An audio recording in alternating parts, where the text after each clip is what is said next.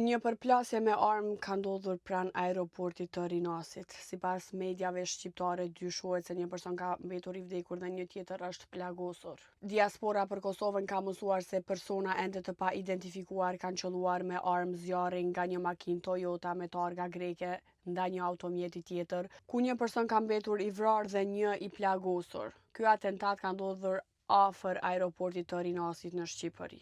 Të njëjtat burime bëjnë me dije se dyshohet që autorët kanë qelluar me armë nga një makinë në lëvizje dhe më pas janë larguar në drejtim të fushkrujes. Burimet policore bëjnë me dije se viktimë dyshohet të ketë mbetur GD, një personazh i njohur dhe me precedent të mëparshëm penal. Sa i përket të plagosurit, nuk ka ende informacione.